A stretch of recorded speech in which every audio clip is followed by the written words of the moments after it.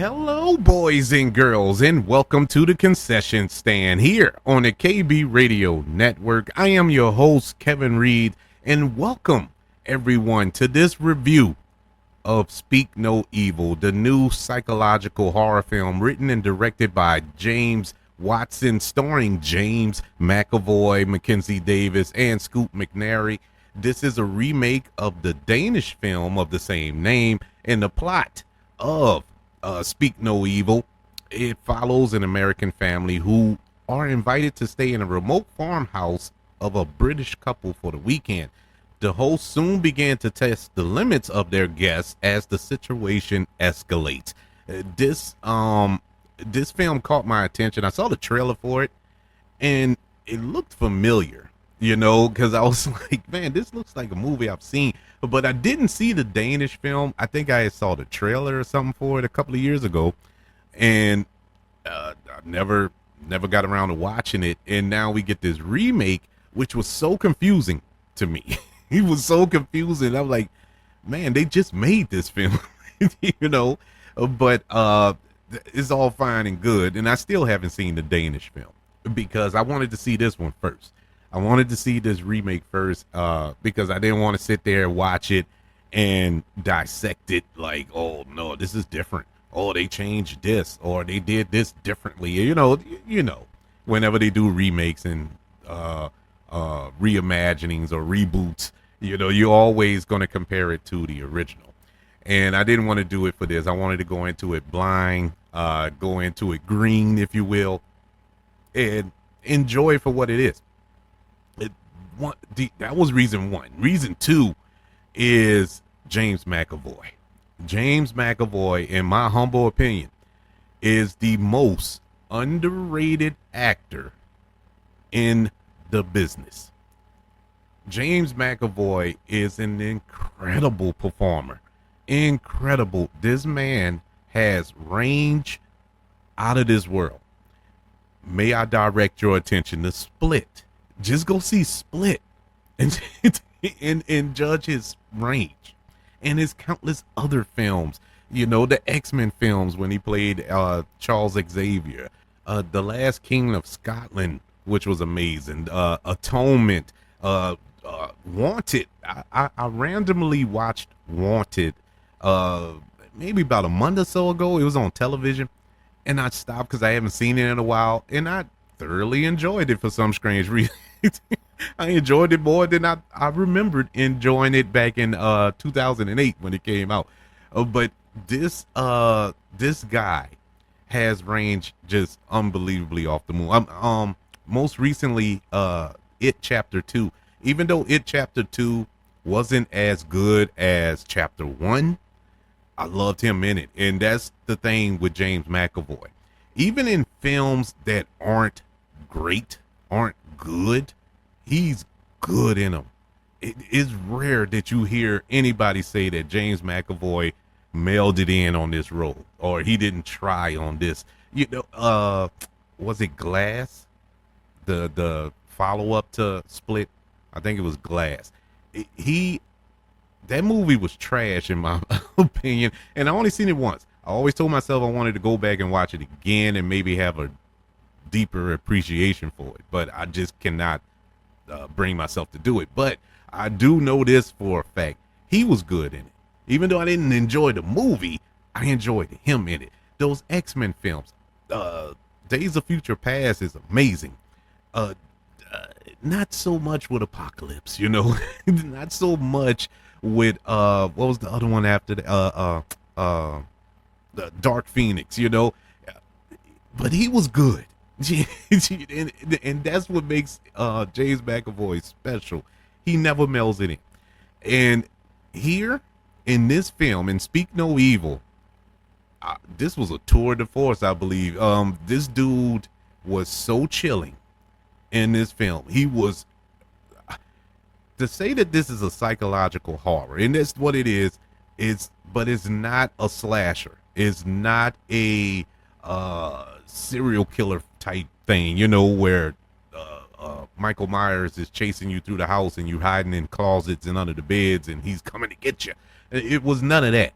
It was more psychological. It was more cerebral. This was him playing with this American couple's head throughout the film, and it was a beautiful thing to watch.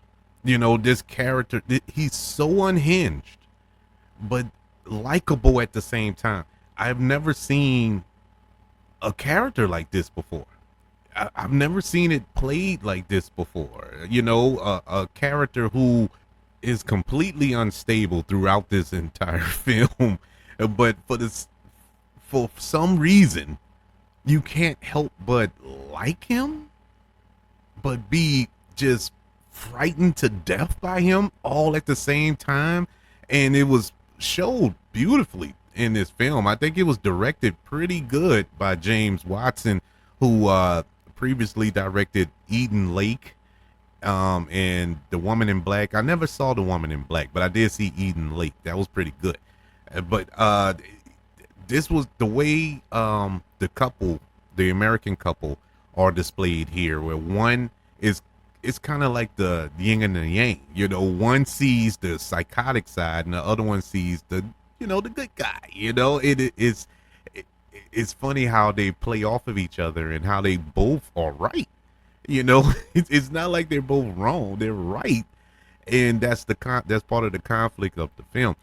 You know, how they have this passive aggressive attitude. You know, and I saw myself in these characters. You know, because I got that, you know, that passive aggressive thing. It is so frustrating because, you know, when you're a humble person, and it's weird to say that because if you're humble, you don't say you're humble. But when you're a humble person and something happens around you that's disturbing or makes you angry or gets you mad, you really don't say nothing until you leave. And then, and then all this stuff comes to your head.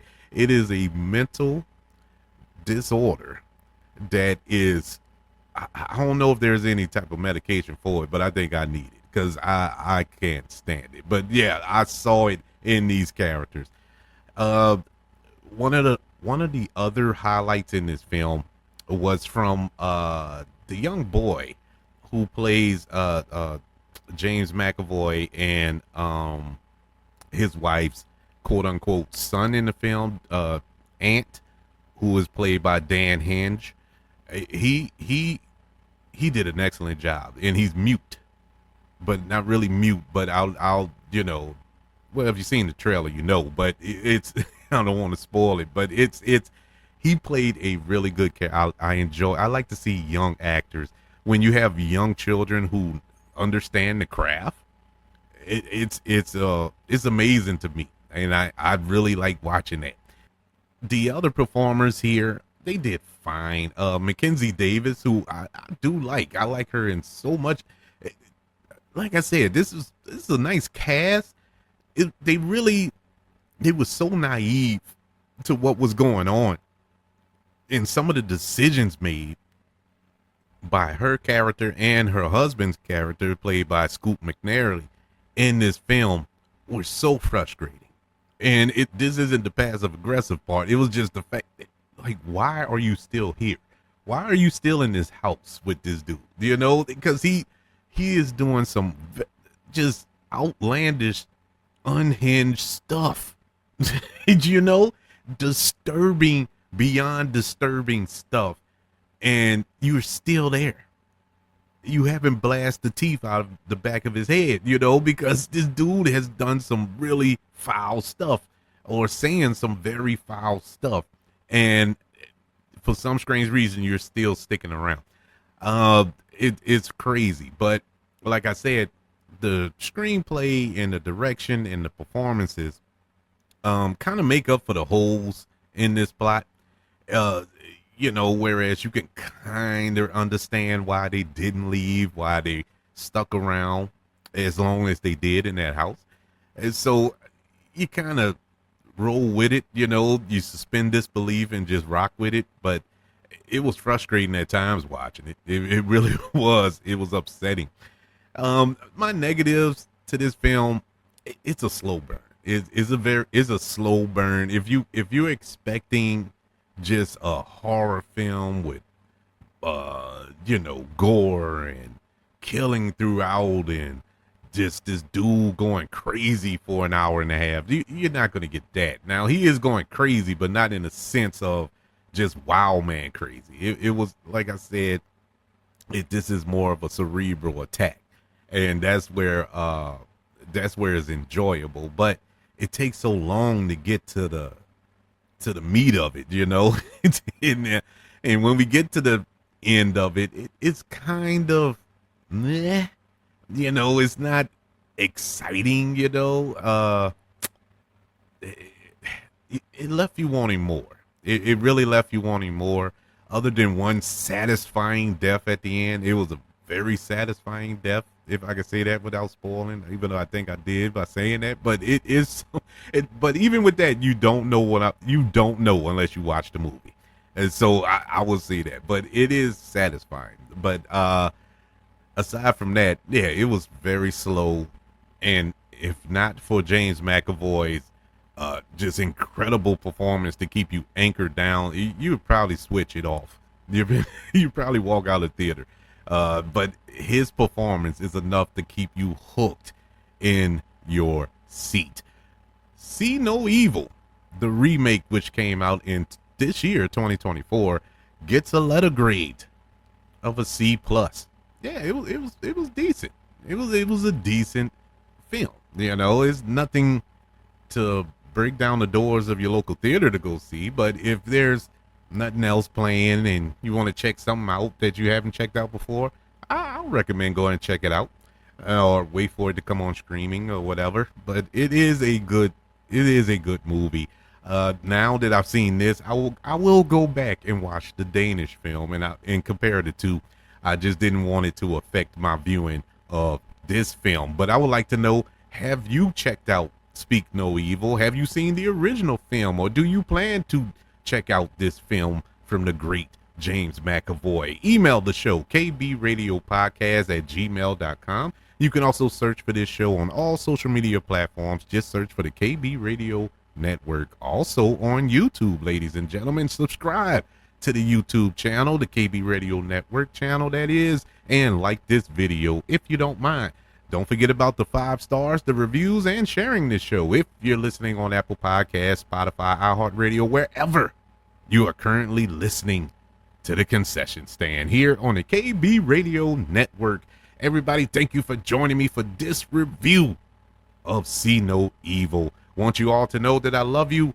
Continue to love everyone, and until we speak again, you all be blessed.